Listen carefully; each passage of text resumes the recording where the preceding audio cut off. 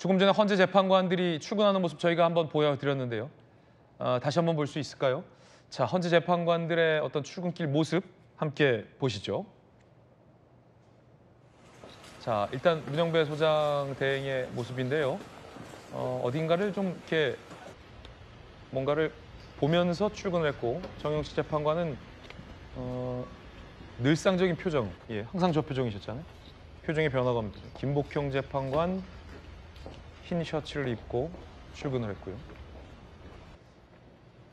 자, 반면에 또 정계선 재판관은 블랙 블라우스를 입고, 두 분이 한덕수 총리 판결 때 극과 극이 있지 않았습니까? 김복형, 정계선. 근데 공교롭게 오늘 김복형 재판관과 정계선 재판관의 의상 어떤 컬러도 완전 극과 극의 또 컬러를 입고, 김용두 재판관은 백팩을 하나 메고서 출근합니다. 백팩에는 뭐가 들었을까요? 자, 양태정 변호사님, 지금 이 출근해서 평의하는 과정에서는 어떤 걸 좀 가다듬습니까? 그러니까 사실상 이제 최종 결론은 뭐 며칠 이제 선고기를 이제 통지했을 때 이미 정해졌을 거로 보이고요. 1일에 아마 정해졌다. 4월 네. 1일에.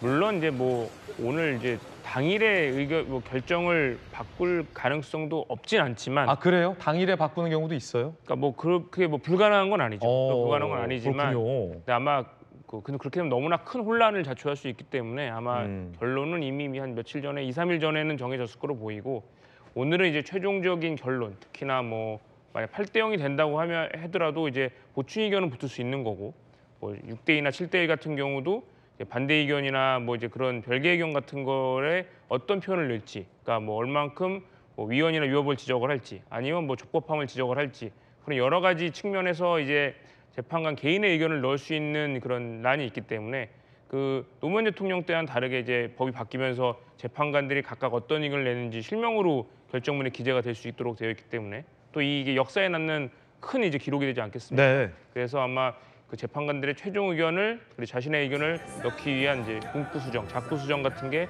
오늘 평이 있지 않을까 생각됩니다. 정영식 재판관이 먼저 이제 본인의 결과를 얘기합니까?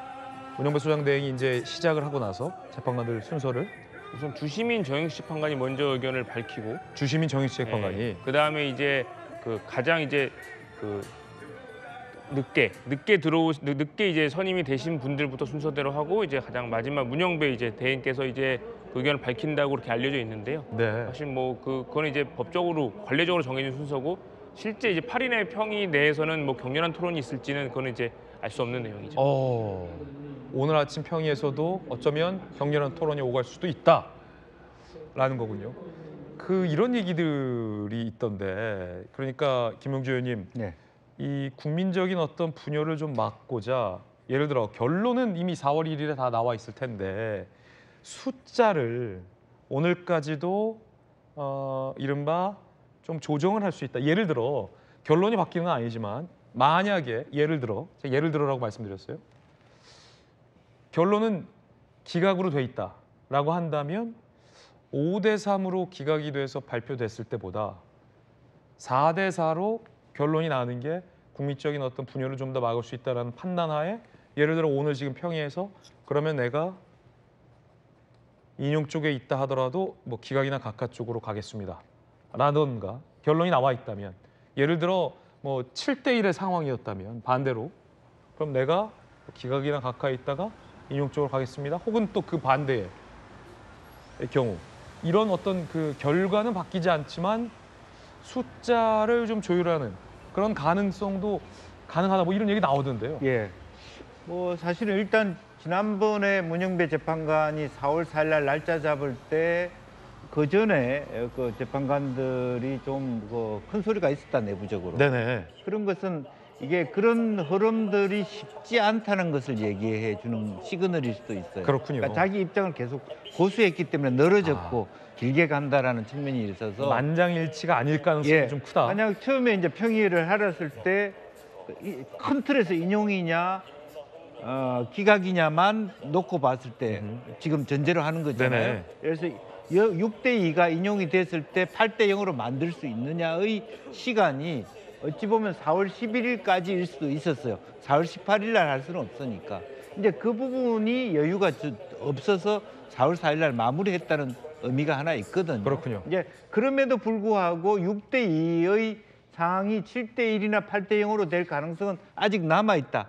그렇게 봅니다. 어차피 서로 입장을 인용이라는 결과에 다 동의를 하고 그렇군요. 그랬을 때 당신이 각하나 기각이었지만 국민 전체를 보기 위해서 당신의 입장을 바꿀 수 있느냐에 대한 논의가 가능하다고 그렇다면 봅니다. 만약 5대3 기각의 상황이었다. 네, 네. 그래서 5대 3일 경우에는 어차피 기각이 됐으니까 인용을 했던 분이 옮겨가서 4대 4도 될 수 있다. 그게 지금 이제 말하자면 여당 쪽에서 나오는 4대 4의 논리입니다. 그렇군요. 그리고 야당은 지금 8대 0, 네. 여당은 4대 4를 강하게 얘기하는 전망하고 있군요. 처음부터 그래서. 8대 0, 4대 4가 돼서가 아니라 7대 1 혹은 6대 2가 8대 0 가능성, 5대 3이 4대 4로 가는. 4대 4 가능성이 열려 있기 때문에 그런 논의를 하고 있는 것입니다. 그렇군요. 박정호 의원님 오늘 또 파주에서 나오셨는데 박찬대 원내대표가 얼마 전에 이 5대3 교착설을 의식한 듯 이 세 분의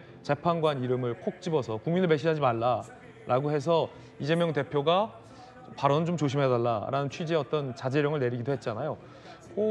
박찬대 원내대표도 이 5대3 교착설을 좀 의식했던 발언이었던 거죠, 그러면?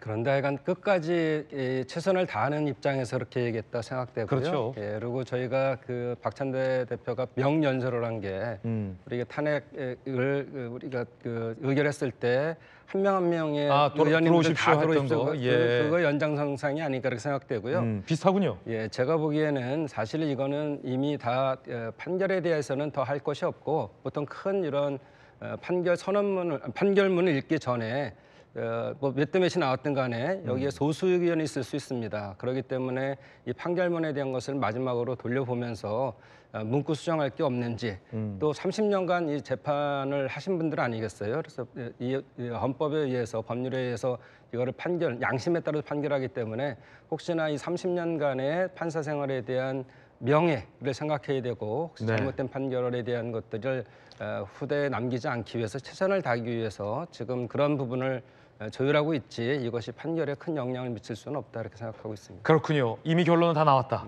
몇 대 몇의 결과까지도 다 나와 있다. 그럴 가능성이 상당히 현재로서는 커 보입니다. 오늘 기각하냐 인용이냐를 가로지를 가장 중요한 건 뭘까요? 바로 중대성이라고 합니다. 이 대목인데 노무현 전 대통령은 불법적인 요소가 있지만 파면에 이를 정도로 중대하지 않다라고 기각했어요. 박근혜 전 대통령은 법치주의 정신이 훼손됐다며 탄핵을 인용했어요. 결국 이 결과가 달랐던 것은 중대성 그리고 국민적인 여론이었습니다. 자, 헌법 법률 위반 여부, 법 위반의 중대성, 헌법 수호 의지 등등등. 지금 쟁점이 되고 있는 것들. 그러니까 탄핵 소추의 사유와도 이 부분이 연결이 되는데 김무식 교수님, 네. 정말로 대통령이 이 계엄을 발동하면서 국회에 군을 보낸 것이 국회라는 어떤 이 헌법 기관을 무력화시키고 나라를 혼란에 빠뜨릴 목적이냐, 아니면 대통령이 밝혔듯 이 민주주의 체제를 수호하기 위한 어떤 국면 전환의 어떤 그런 모습이냐라는 어떤 판단도 좀 할 걸로 보이고요. 관련돼서 나왔던 여러 가지 이제 주장들, 예를 들어 뭐 정치인 체포설, 어제 이재명 대표는 국민들 10,000명을 뭐 처단하려 했다라는 주장도 해서 지금 논란인데 뭐 이런 것들을 다 헌재 재판관들이 정말 이게 근거가 있는 거냐, 근거가 없는 거냐, 계엄을 선포했지만 이게 파면에 이를 정도로 중대한 사항인 거냐, 아니면 파면에 이를 정도는 아니지 않느냐, 이런 어떤 중대성을 좀 판단하겠군요. 어떻게 보십니까? 그렇죠. 그러니까 두 번의 현직 대통령에 대한 탄핵 심판 그 판례가 있기 때문에 네. 판례에 따르면 유연 유법, 헌법과 법률을 위반했느냐, 중대한 위반을 했느냐 이건데 그 위반했다 하더라도 그 사안이 미미해서 국민이 직접 선출한 대통령을 그 직을 박탈해서 파면에 이르기까지는 그렇게까지는 중대하지 않다라고 하면 그냥 기각을 시키는 거거든요.